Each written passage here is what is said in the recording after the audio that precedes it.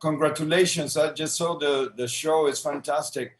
I was wondering, we're living in a time in which reality is really tough, in my opinion, all over the world, not only here, and in this country, we're totally divided.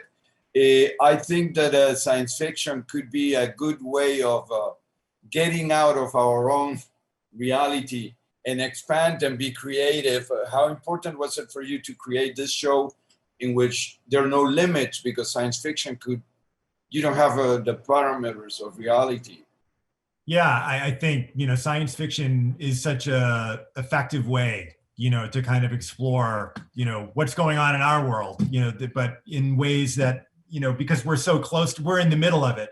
So there's, I think telling stories about what we're in the middle of and about a present day story is difficult because, it's hard to have an objective view of that kind of a story. But if you set it on another planet, and you start to, strip away all of the, all of the artifice, and you tell a story that way, then everyone is able to kind of look at it objectively, and really enjoy it and really get to the heart of a lot of these things that, when we're in the middle of it and, we're involved in it, you can't really think about it on the same level, which is why I love sci-fi. It's like, you can really get to the heart of things in a way that you can't otherwise. How much is Raised by Wolves an exploration of parenthood, motherhood, parenthood, and raising humans?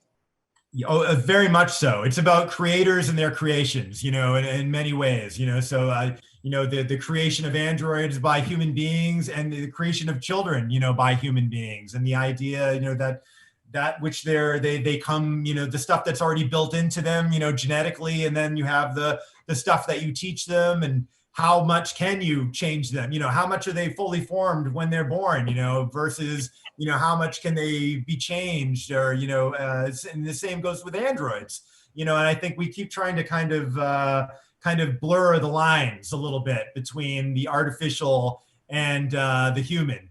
And because at the end of the day, we're really not that different, The world that you've created, the scenic world, the planet, that planet that we don't know the name yet, or I don't know it. It's amazing. Where did you get the inspiration for that? It came from a lot of different places. I think Kepler 22b is a real planet. It's 600 light years away. We don't really know what it looks like, but apparently it is close enough to its sun that we would be able to potentially live there if we could ever fly that far into space.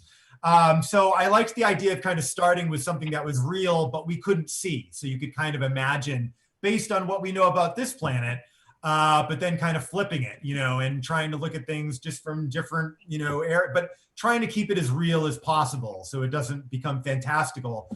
And it feels, like something we can really, that's credible.